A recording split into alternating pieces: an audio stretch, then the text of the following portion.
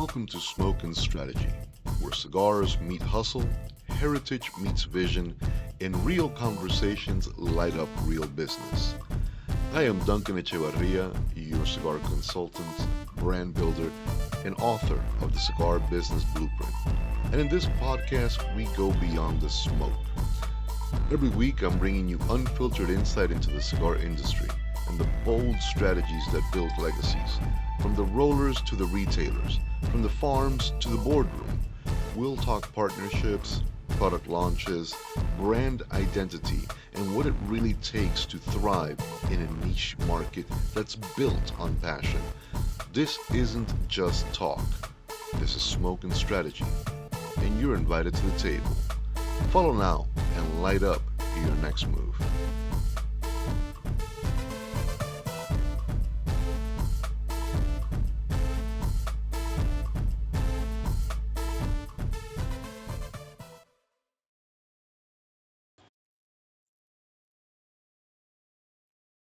Okay, so it was 2009, and I had just arrived from Miami in Salisbury, North Carolina.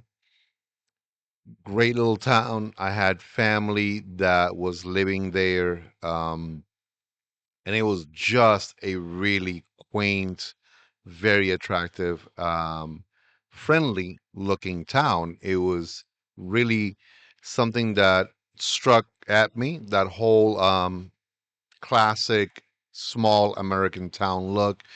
And I had visited the previous year briefly just to get a feel for it, and also visiting my family here in North Carolina.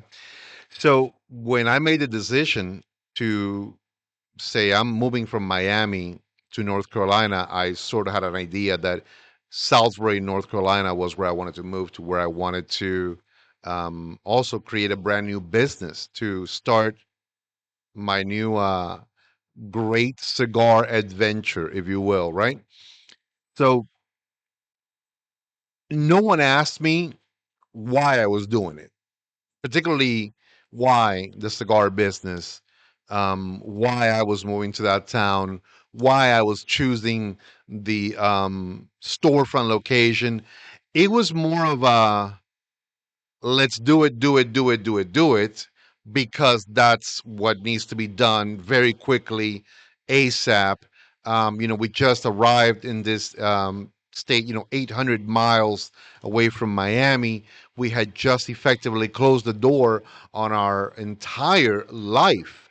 Mine, my mother, at the time, my partner, my uncle who came with us. I mean, it was just an incredible lift off everything, close doors, and head on north to North Carolina. And it was insane. So nobody was asking, you know, why these particular things were happening. Uh, Least of all, why didn't you stay in Miami? Um, and I think that the excuse that I gave myself, not an answer, an excuse was, well, 2008, the collapse of the real estate market. My father had just passed away. So many things were going wrong. I found every excuse in the book to say I need to start over again. Nothing wrong with starting over, absolutely nothing. But as opposed to what are you going to do, you need to begin with a simple, very honest, very open question, and that's why. Why are you doing this?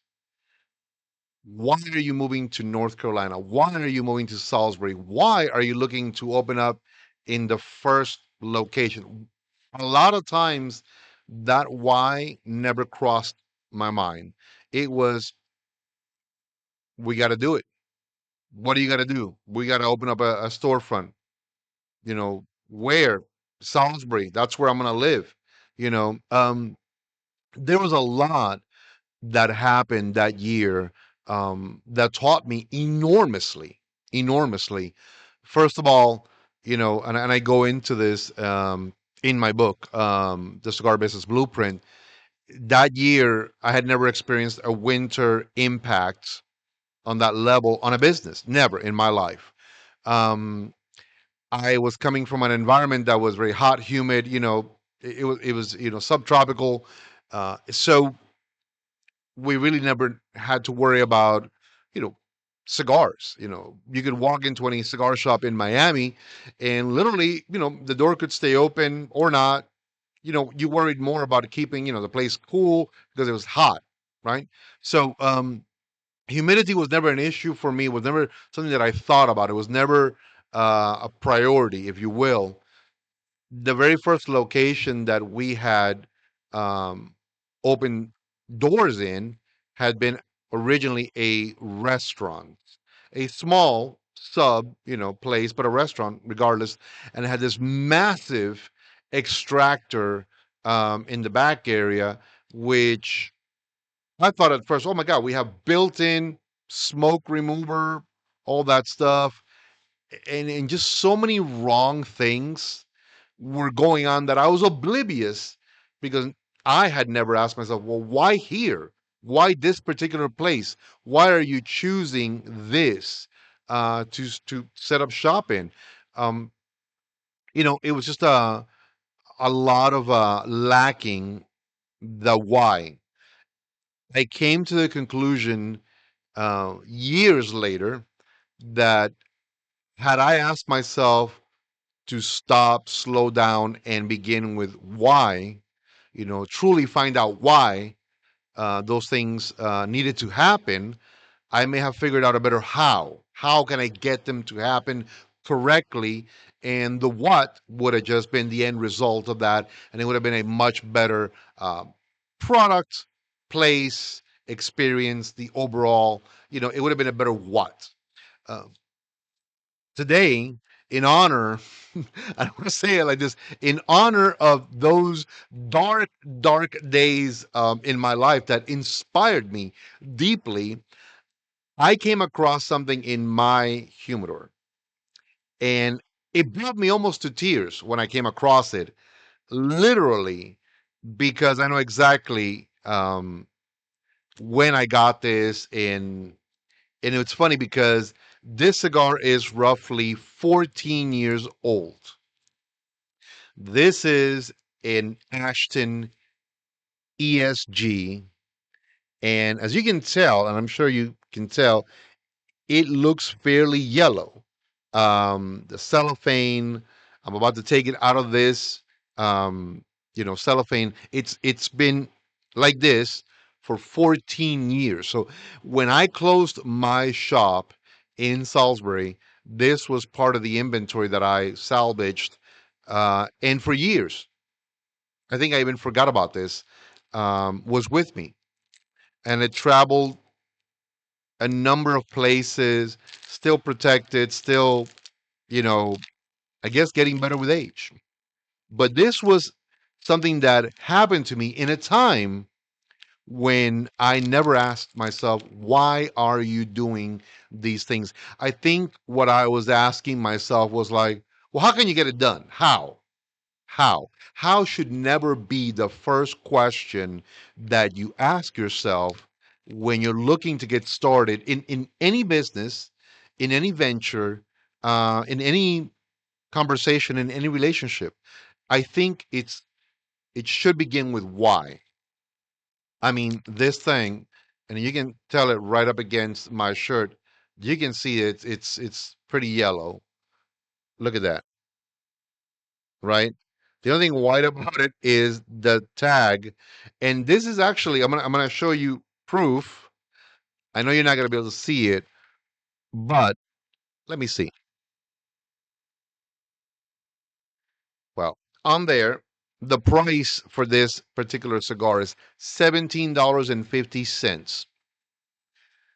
I believe that currently the going asking price for an Ashton ESG um, is $20, depending upon where you get it. Might be a little bit more, a little bit less.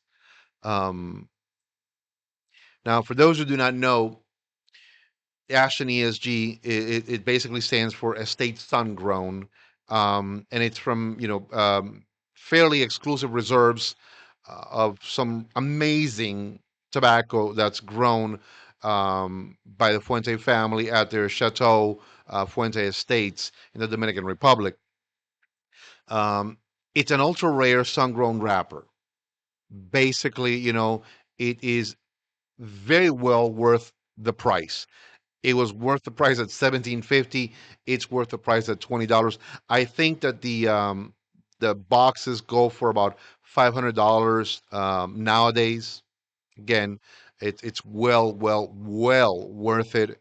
Um, I'm completely floored that I came across this a little while ago. It's supposed to be a medium to full bodied cigar.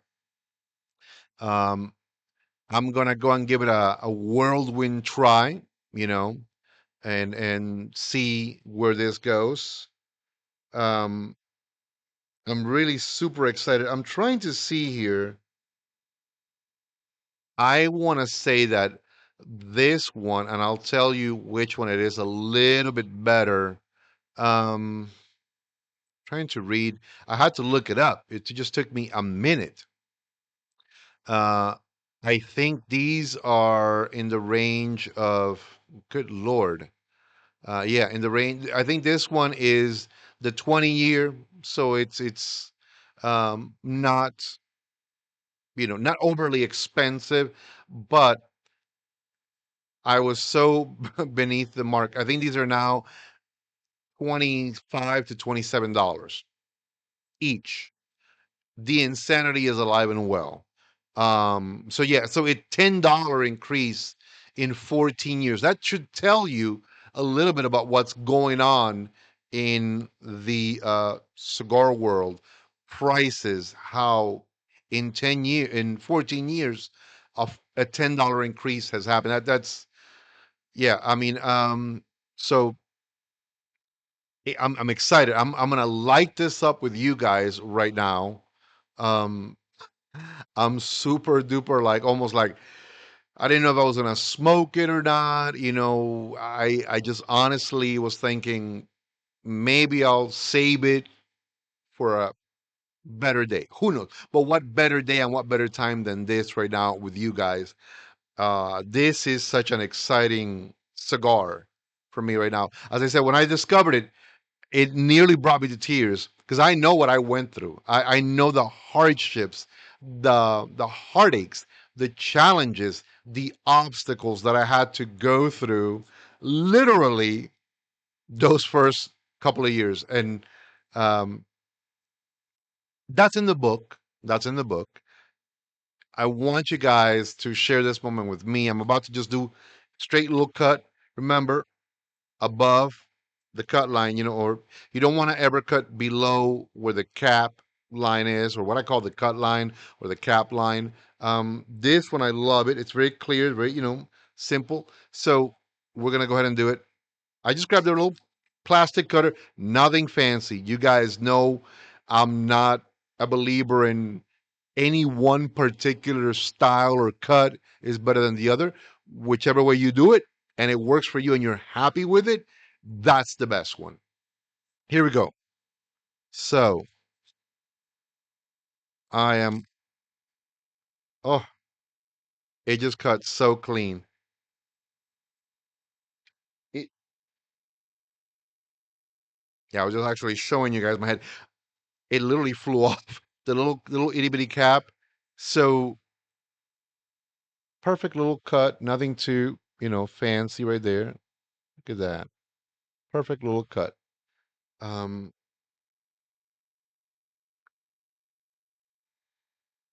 it's so subtle because of the aging. It's so light. Oh my goodness. Yeah. I mean, it's a very beautifully crafted cigar on the outside. Um, I'm really excited to just dive into this one. Don't laugh. I'm drinking, out of my oh my God, what's her name? Her. Frida Kahlo.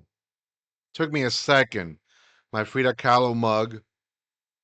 I collect them. I like Frida Kahlo. I thought she was a great, crazy revolutionary and an amazing artist. Love her. So here we go. I'm going to do a toast first, a little gentle toasting of the foot. Nothing crazy. Remember, we're not soldering here. We're not welding. None of that stuff. Just a little gentle fire. Just a little easy peasy, gentle fire.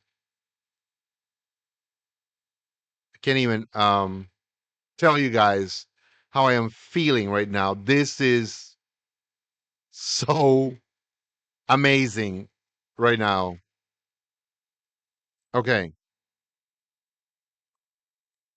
I wish you guys were here right now.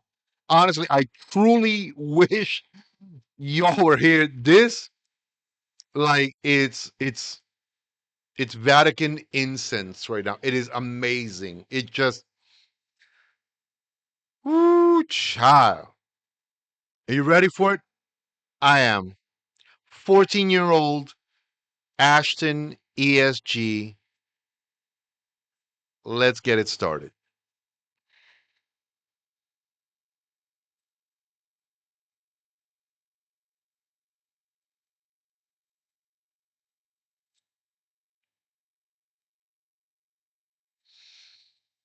And I remember, as I just said, at no time did you see me like, like all that stuff. No, it was just right here, puffing, bringing the fire up to it that way. Easy, naturally, not crazy. Does that mean I'm some guru about, how to cut and light? Not at all. I'm just a guy who does it my way. Um, it's funny when if someone was to ask me today, what's my why, how, and what today, I would say that I believe that the cigar industry deserves more than gatekeepers and vague advice. I believe in helping people build cigar businesses that last, that are rooted in culture, strategy, and integrity. And I do that by offering clear, authentic consulting based on real world experience and a deep respect for the craft. And I just happen to offer books, videos, and mentorships that make it all possible. The what should always be the end result. It's the last thing.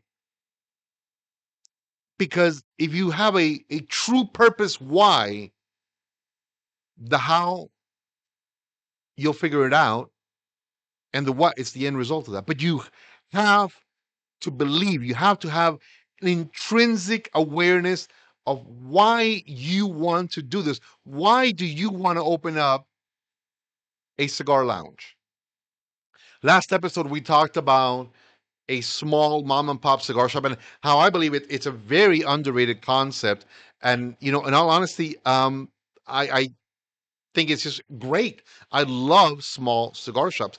But in this one, I want to talk to you guys about a bigger environment, the cigar lounge, right? We're not going to talk about a cigar bar.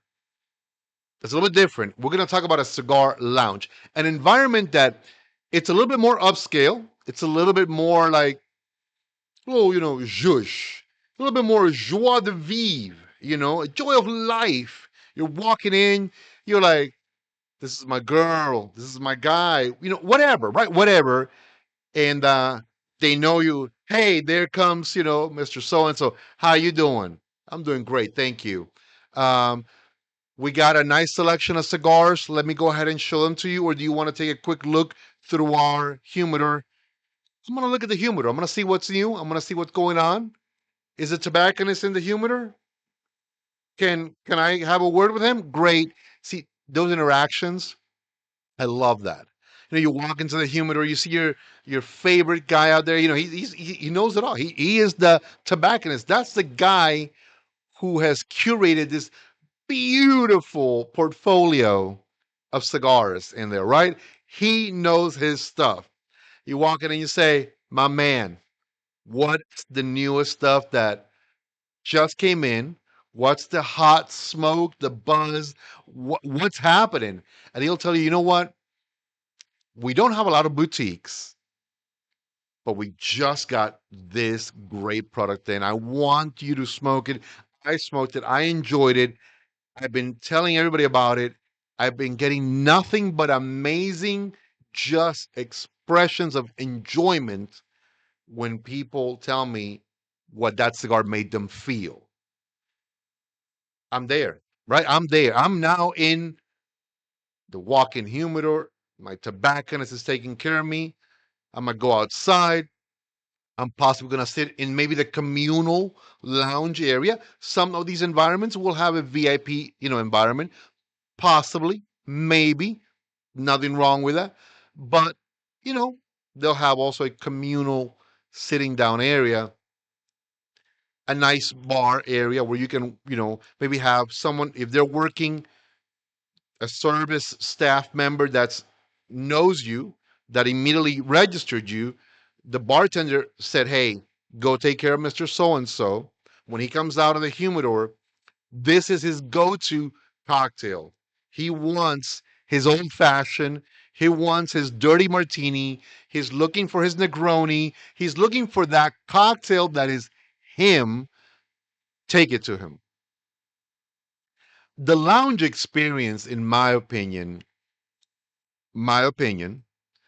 is one that elevates everything to the needs and wants. And I'm going to say that the needs and wants of your client. I don't say customers. I say customers more along the lines of the cigar shop. It's a customer. He's going to walk in, do what he does, walk right back out. Nothing wrong with that. That customer could sit there and maybe in a small little area, and that's great. And you have a great relationship. That's more of that customer vibe, that engagement that's short term, and that's it. And it's transient, and he moves on. The lounge experience is you walk in and all of a sudden you are just transported. A lot of it could be due to the visual. You walk in, old school. That could be a way to go. An old school lounge environment. Wood on the walls, wood paneling, um, soft, beautiful drapery.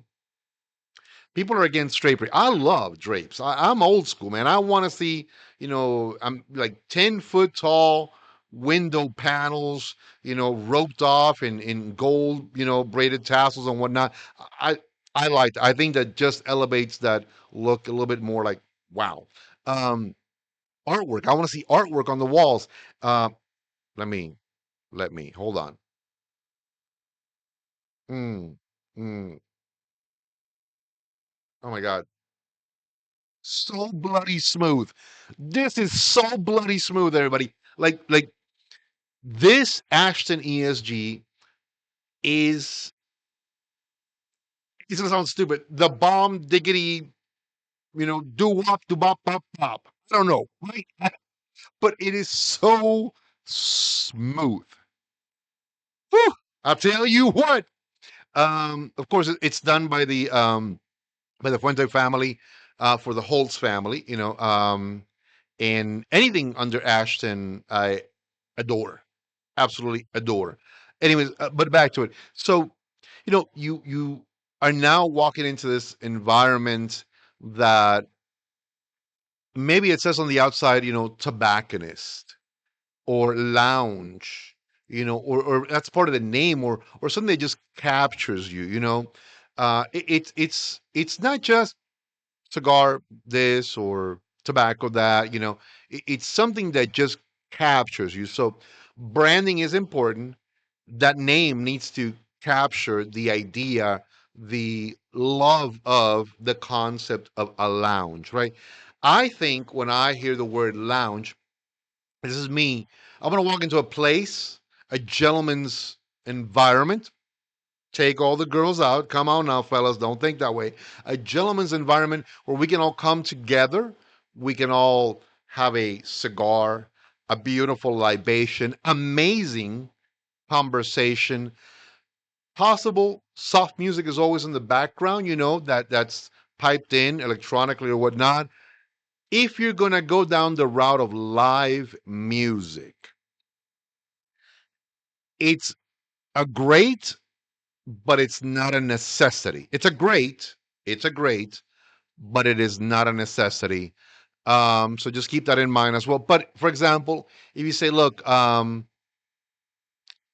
Friday after 5, we have a local pianist. He's going to come here and he's going to just take care of us. Friday after 5, we have a local sax player. Friday after 5, we have a cello and violin, duo. They come in and they just, these things to me give me lounge in my head, right?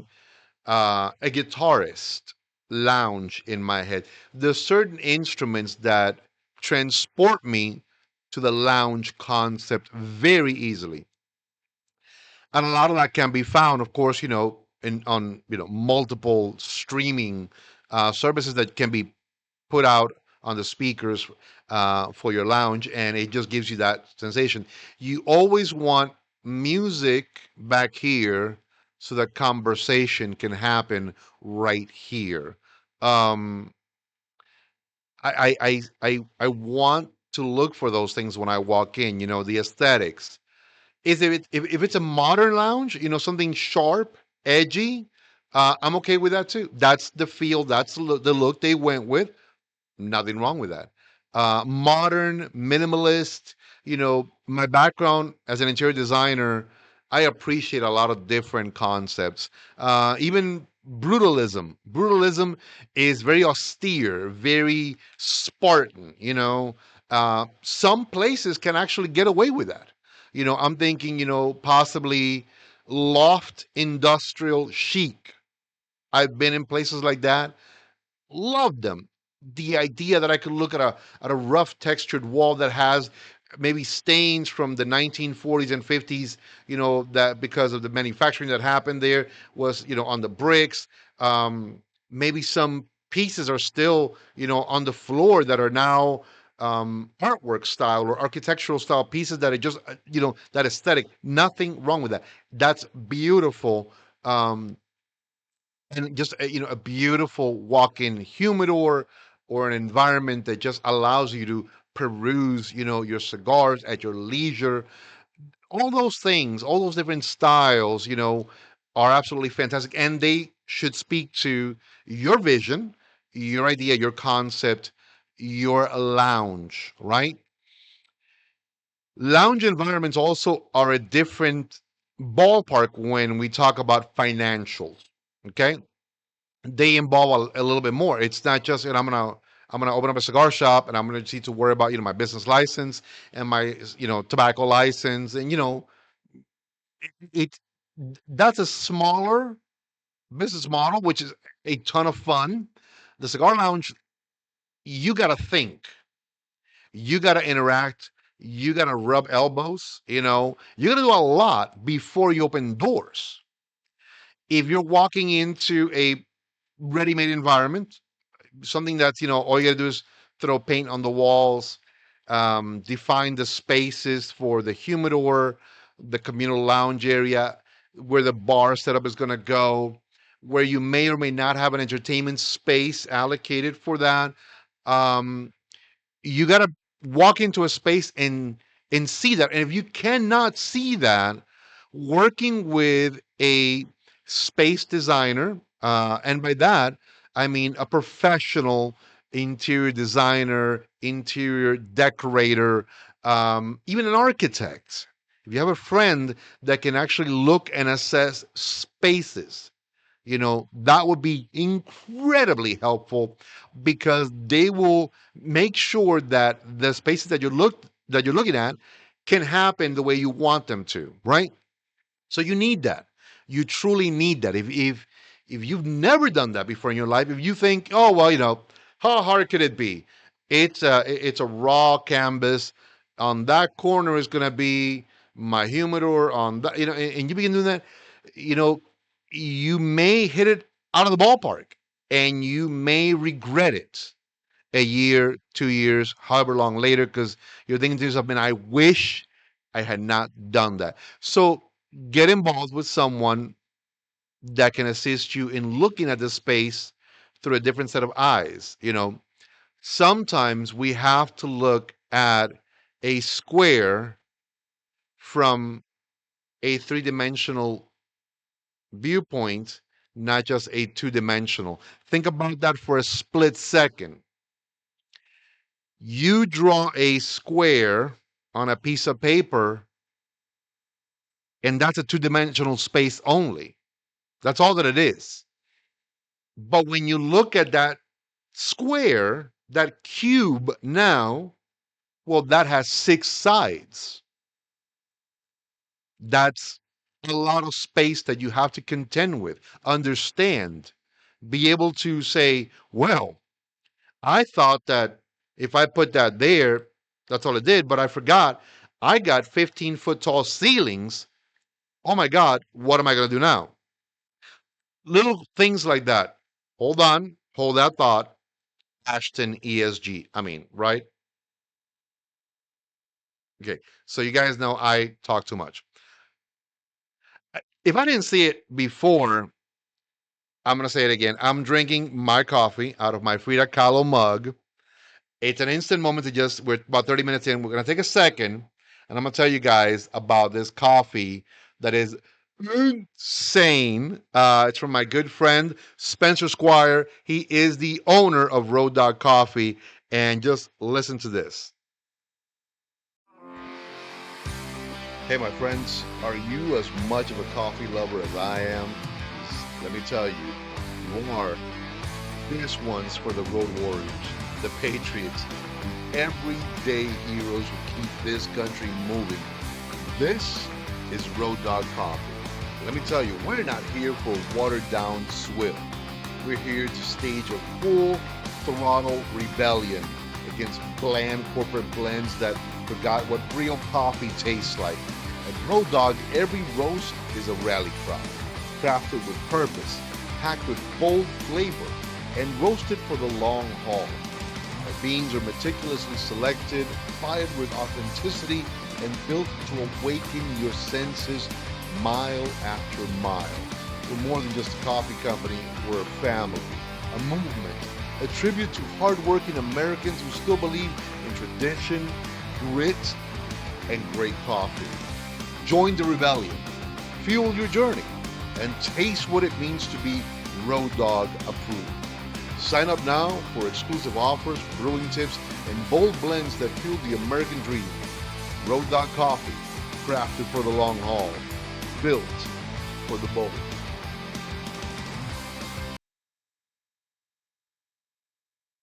Okay, we're back. Did you catch all that info about this great coffee in my Frida Kahlo mug? You know what? I don't care. I don't care if you guys don't like her. I don't care. She was a lunatic. I loved her. An absolute lunatic. I love Frida Kahlo. Frida Kahlo, this one's for you. You know, I see guys drinking, in like, all kinds of like fancy glassware, whatever. Listen, I will pour 20-year-old age scotch in there and I'll drink it out of there if I want to. It's Frida Kahlo. Forgot to light my cigar. Forgot to do that. So yeah, I'm gonna tell you guys, this is so smooth. I hate myself right now. I mean, I'm not hating myself, but I absolutely like, wow.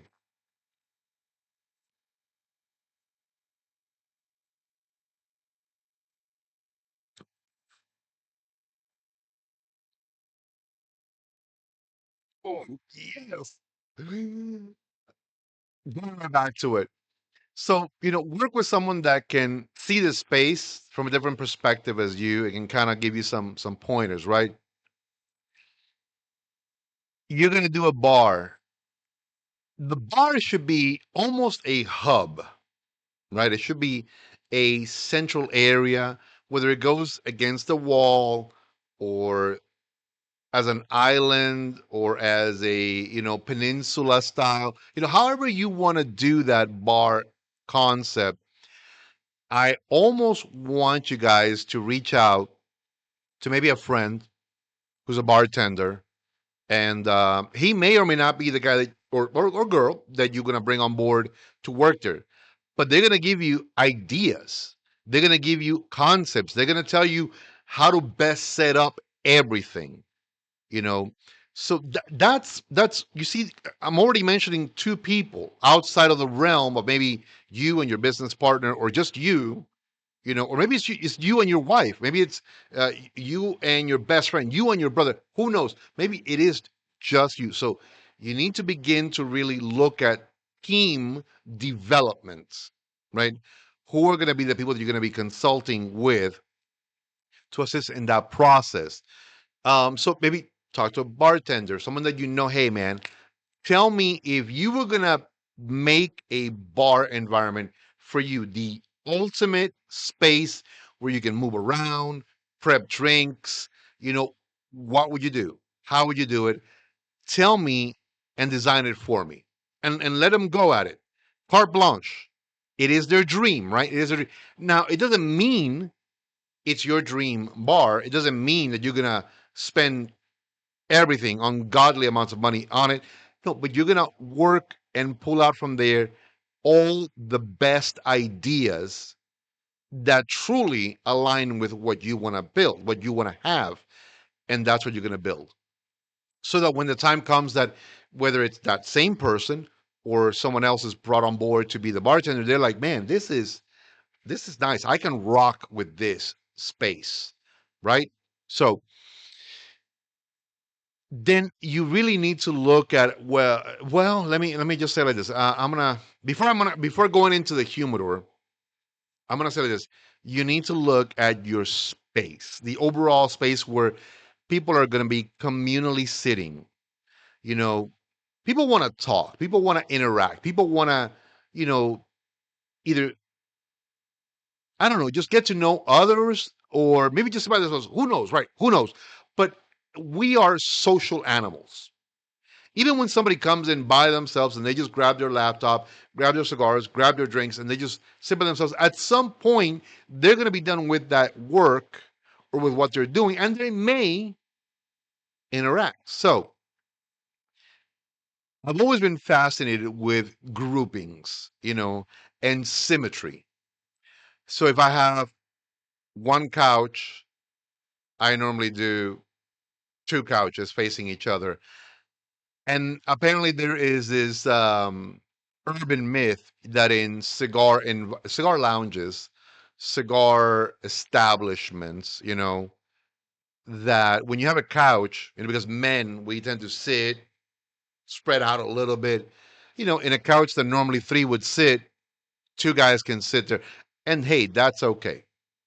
If you want to go with couches, go with couches. I like couches. I got no problem with that. So think about making every space generate money for you. So if you're going to have a couch, understand, if your greater demographic is male, you're only going to have two people per couch. It's okay. So I said, okay, well, you know what? I'm going to double down. I'm going to do one facing each other. So now it's four people right there. If we're having an event, people can scrunch up a little bit. Now it's six, but that's an event oriented, you know, ability to see that that's making now more money for me. So it's not a daily, it's maybe once a month thing, but that's okay. If you take that into consideration and you're okay with that, not a problem.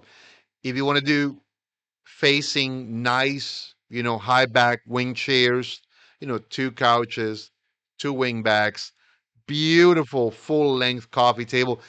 That's an amazing grouping right there. Awesome. You could do two high back chairs, two nice club chairs on either side of that coffee table, and you're down to six working spots. Effectively, you're still there for your daily. But for an event, you're now losing two spots. Think about that. Use that as maybe a planning guide. Um, I am not opposed to using rugs. I'm gonna say it like this. I'm actually more, when it comes to fabrics, pro curtains than I am pro rugs. That's an expense that I don't want to, take in. One, because everything from ashes to lit cigars to spilled drinks to everything will land on that on that rug. Did I say drug? That was not a good word. Anyways, but I think I'm focused on this. And yes, I promise it is coffee. It's not aged scotch. Anyways, my bad. It was a word, malfunction. So here's the thing. I would invest in rugs. I really would not. You know, have a beautiful concrete floor, wooden floor, something that is easy to maintain, easy to clean, and that if anything falls on it, you don't care. Easy breezy, right? That extra money for those rugs, you know what? Put it into the humidor. Tons and tons and tons of smoke eaters or smoke extractors. Whatever it takes, get it done. Um, you must have a great HVAC system. You want air to move. You need to look at eliminating smoke. Nobody wants to have a cigar lounge or any kind of lounge experience where you are like, hey, hey, Pete, are you there? I can't see you, Pete. It's all the smoke. Oh God, no, I can't.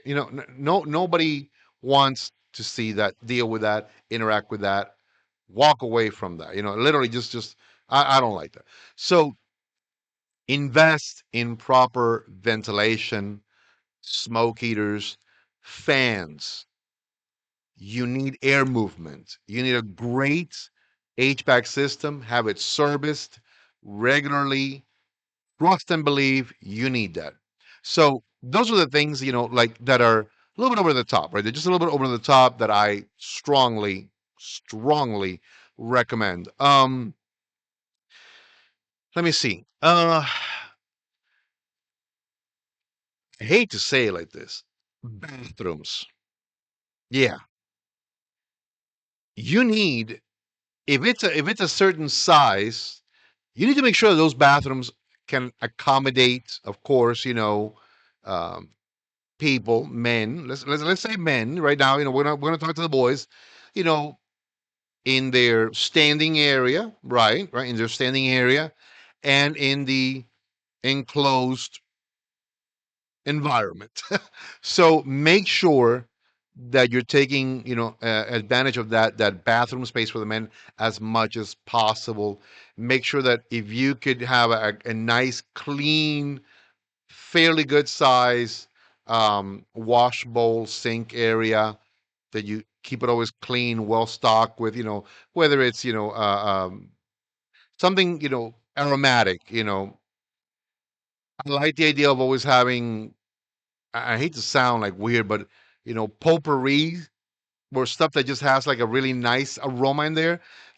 We're coming from the outside, well, from the area where a lot of tobacco smoke, a lot of, personal aromas are happening all over the place. So, you know, keep the bathroom smelling not like a bathroom. How's that? Let's just leave it at that. For the women, I identically, women want a beautiful, clean environment. So when you're designing those bathrooms, make sure that you're taking those two things into consideration, right? The men's adequate spaces for the fellas, the women clean, make it clean, make it user friendly for them across the board. Maybe if for the guys you're doing only one wash basin, maybe for the ladies, make sure you got two. Make sure you got two. It doesn't hurt, right? It only helps.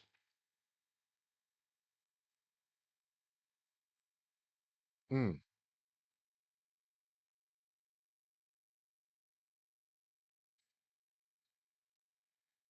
I'm not gonna touch yet on the humidor. I'm gonna take a second and I was gonna just show you guys. Look, I'm not joking. Sometimes I got one. Yeah, throw it down. Why don't you? I got two, three, four lighters. Why do I need four lighters? Who knows? Um, Cutters. I use this freebie that I got, but I hoard and I collect and I buy all these um, lighters, cutters, ashtrays. I'm gonna tell you about a good friend of mine. His name is Steve Mann. Stephen Mann. I always say Steve. I'm sorry, Stephen. Stephen Mann. And he is the owner of Stogie Hub. I'm gonna take a minute. I'm gonna tell you guys all about him right now. And I'm gonna say it like this: if you are a shop owner, a lounge owner, a cigar bar owner, and you have a ton of cutters, lighters, accessories that you just not moving, and no one's buying them, talk to my friend Stephen Mann. He'll put cash into your pockets and you can flip that cash back into what will sell cigars, right? So I'm gonna take a second. I'm gonna take care of this guy for a minute and I'll be right back.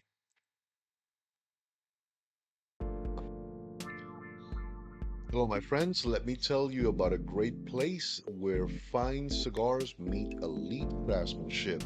Now, this is StogieHub.com. Founded by entrepreneur and good friend of mine, Stephen Mann, Stogie Hub was built to bring unity to a fragmented market, connecting cigar lovers with premium accessories in one elegant space. It's secure, it's seamless, and it's designed for those who know the difference between a hobby and a lifestyle. But this is more than a marketplace, it's a community, a place to trade, learn, and share stories through the Burn and Learn podcast hosted by Stephen Mann. And also, it's a place where you can come 24/7 for tremendous customer support, trusted reviews. Definitely a promise also to evolve with the industry and stay on the cutting edge of the needs of the clients. Stogie Hub isn't just keeping up, they're setting up a brand new standard. Stogie Hub, remember, where every puff is perfection. Stay smoky, my friends.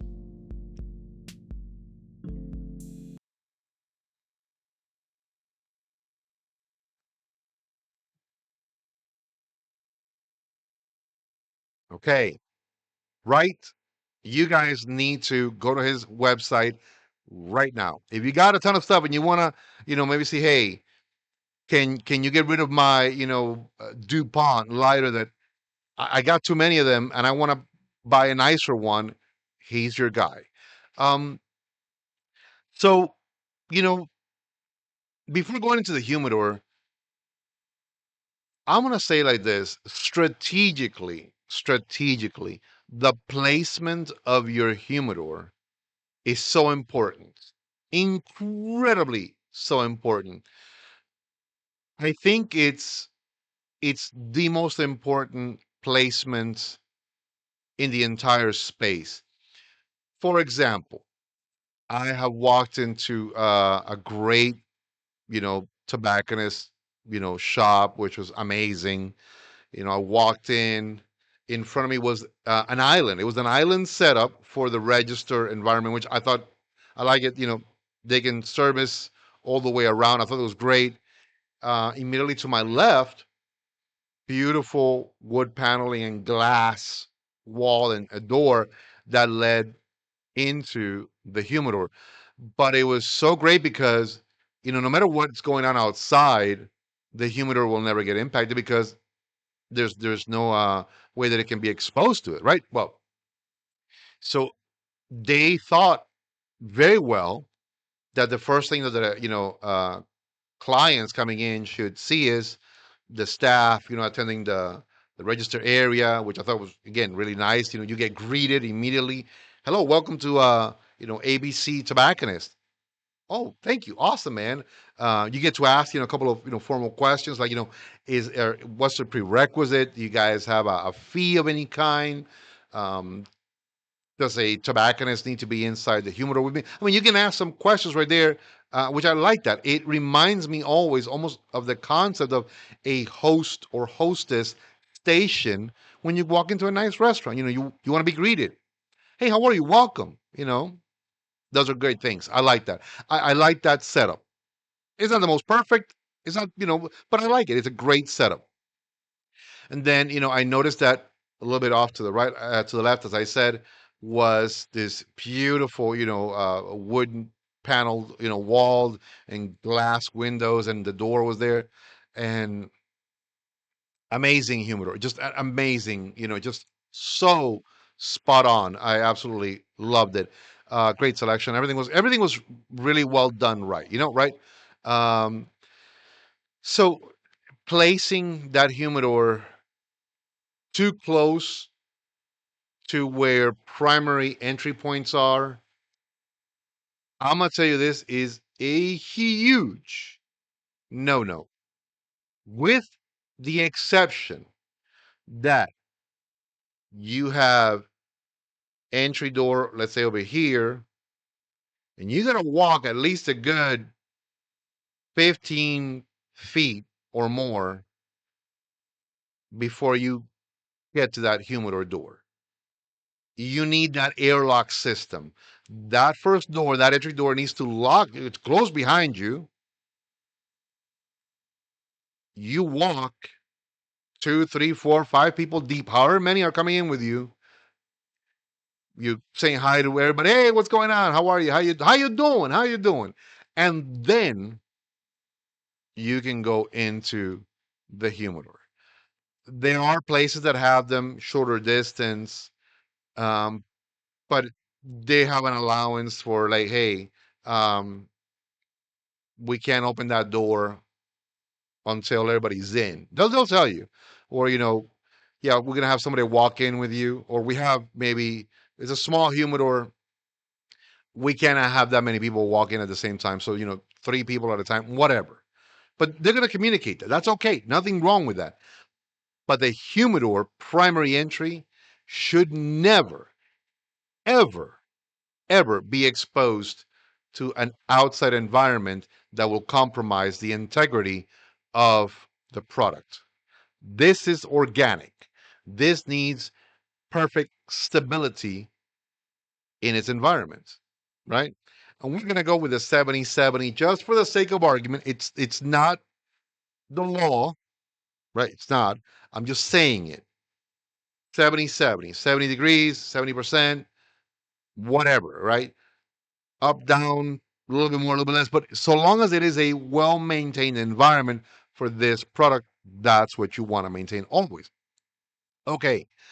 So I have issues when I have seen it done any other way that really puts this product at risk. I really, really have issues. Um, Moving forward, you now have it set up in the right spot. How many um, shelves do you want to do? How much do you want to carry? Think about that,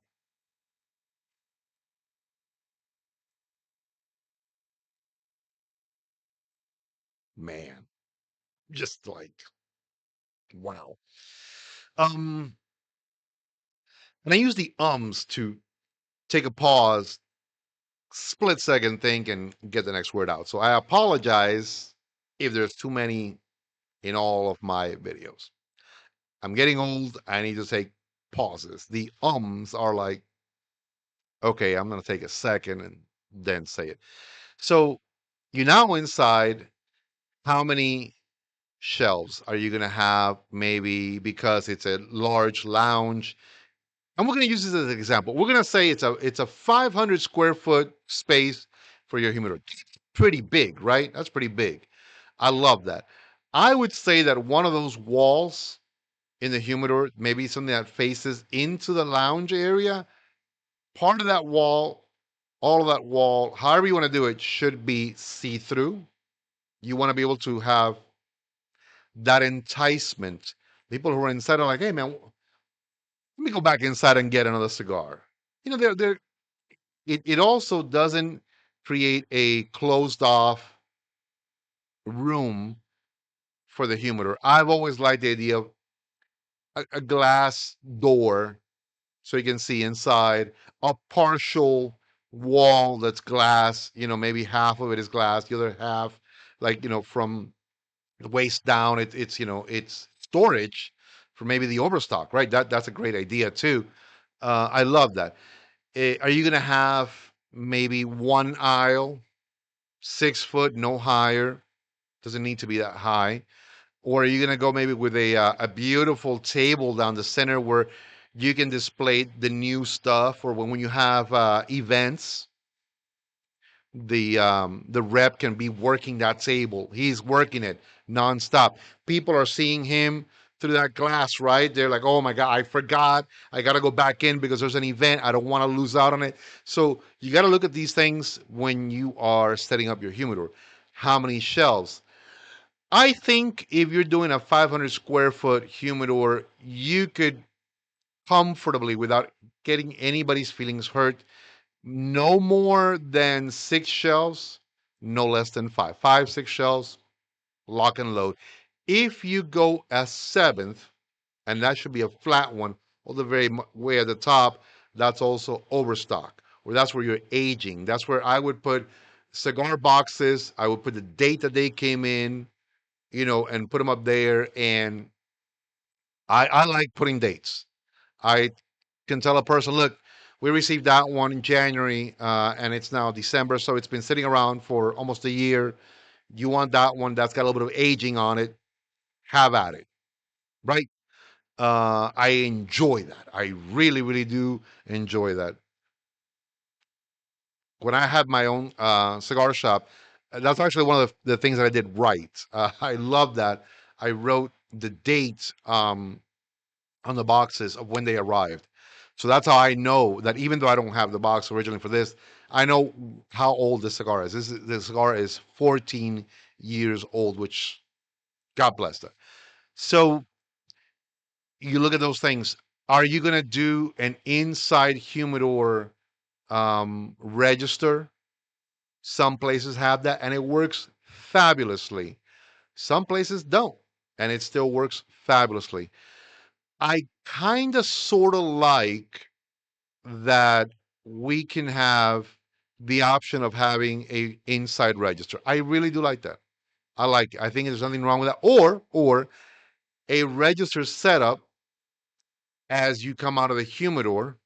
It's right there set up for you. Nowadays, a lot of POS systems, whatever you're getting, you scan it. It's by the time you leave, it's on your ticket. Boom, done. It's like, it's so much more easier that way. They got you on their membership roster. You gave them a credit card that you use for every time you go in there. You're good. It's so streamlined nowadays. I love it. I really do. So whether you want to have a register set up inside, right outside, or just use the one that maybe is the primary at the bar, it plenty, plenty of options. Whatever's going to work best for you, that's what's going to work best for you. I always say getting involved with someone that is a consultant in the industry that can guide some of these processes as well, or bring the teams together cohesively that can help you make all the right decisions. That's such a plus. That truly is such a huge, huge plus. When I've had clients that have basically told me, look, just you do it, you do it. That's a trust factor that I love that. I love that. I always say, I'll take over your headaches. I'm going to take over the headaches. So when someone tells me, I don't know why we haven't installed yet the cabinetry for, the bar area or whatever needs to be happening. Well, My reply is always, well, I didn't pay you, and I'm not running this project for you to tell me I don't know. Because if I go back to you as my client and tell you, I don't know, I don't know why, you know, we're, we're not even open yet. We should have been open a month ago, but I don't know. Then you're going to tell me, why am I paying you for your services? Get a team together or get a person to do the oversight, a consultant who can balance all of those things and have questions answered for you, put together in a timely fashion in a report that says, okay, this is where we're at. This is all the vendors have been contacted. They know that we need to be receiving cigars orders within the next 6 weeks. In 6 weeks, no, not before. In 6 weeks, we can begin receiving. Um, the humidor will be finished in 4 weeks. The bar area will be finished in 5 weeks. There's going to be a report, and that process of telling you how everything is going takes those headaches off from you. Let me hold on a second. Man, man, it's my fault. It's not this cigar. I assure you, it is not this cigar's fault. Okay. By the way, do you guys know where this cigar is made in? And I know I mentioned it earlier. This is done at Chateau Fuente, which is in the Dominican Republic. And I'm gonna tell you guys about my good friend Oscar Rodriguez. Now he's also out of the Dominican Republic. By the way, it's Dr. Oscar Rodriguez of GTO Cigars. He's awesome. He is awesome. And I think I've said this before. When I smoke boutique, I go straight to him. That's my guy. I'm gonna take a second. I'm gonna make sure this guy is, taken care of, and I'm gonna tell you a little bit about Dr. Oscar Rodriguez of GTO Cigars. My friends, did you know that since 1492 the Dominican Republic has been shaped by tobacco? But long before the Spaniards arrived, the Taino people were already using tobacco in ceremony, culture, and celebration. Today, in the heart of the Valle del Cibao, we carry that legacy forward also. Welcome to GTO Dominican Cigars, crafted by hand at Tabacalera GTO Dominicana, using first generation Cuban seed tobacco grown in the richest soil in the Caribbean. Every cigar is aged to perfection, blended by the passion of one man, Dr. Oscar Rodriguez, a master of taste and tradition. From smooth, elegant smokes to full bodied powerhouses like the Painkiller, GTO is boutique, it's bold, and it's never rushed. Come discover the soul of the Dominican leaf. One cigar at a time. Remember, those who know smoke GTO. Thank you. Take care and keep it smoky.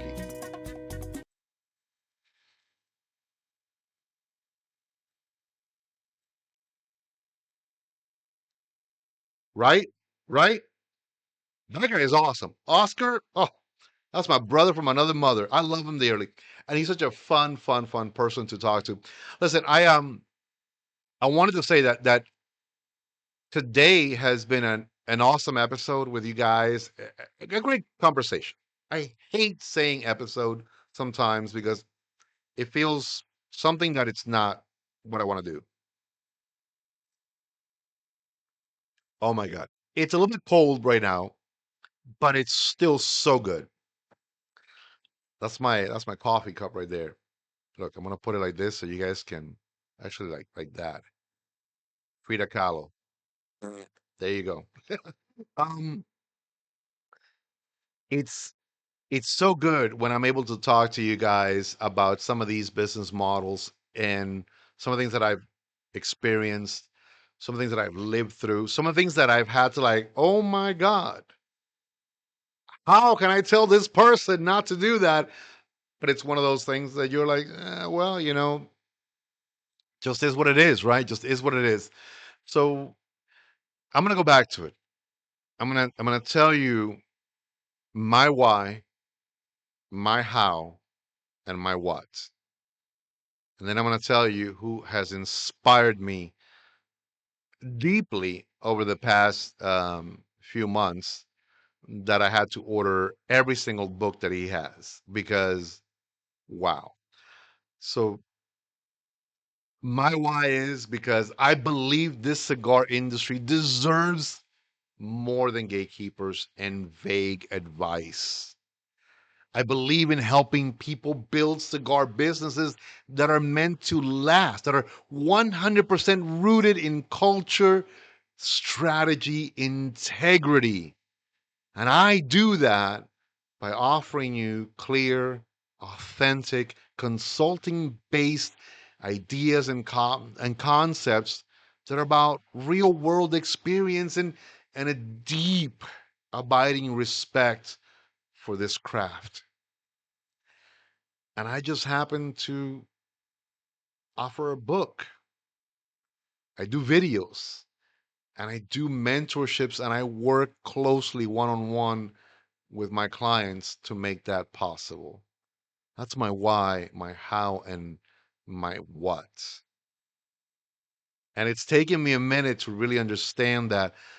But when I started following Simon Sinek, who is an amazing individual, and the more I listen to his podcast, the more I see this incredible human being, this optimist talk and put his message out there, the more inspired I am to truly understand my why, accept my why, and be able to do a great how, because then the what will take care of itself.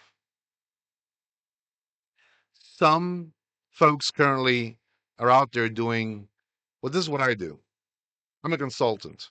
That's what I do. I'm going to take care of you. Okay, how? See, what, how? So, my why is because this industry deserves good people in it that believe in helping people and in building real cigar businesses that truly last, that are part of our culture, that there's a strategy and an integrity behind it that is true and honest and filled with faith in what you believe in. That's my why. I ordered all his books. I am deeply enamored with this modern day philosopher and optimist. I think he's amazing. If you have not read anything or seen anything by Simon Sinek, I strongly urge you to. Um, it's a little bit long, but I'm doing these long video formats because they got to be about this. It's got to be about a conversation. It's just about talking, seeing that this is real. This is not a fancy place. This is just my office. This is me. This is you. And this is a great, great cigar that I'm having and I'm sharing with you. A 14-year-old cigar that brought back memories about when I did not understand my why. And now I do. And a lot of it is thanks to you guys. God bless you all. Have an awesome, awesome week. If you do not know your why, take a minute, figure it out. Smoke well, everybody. And God bless.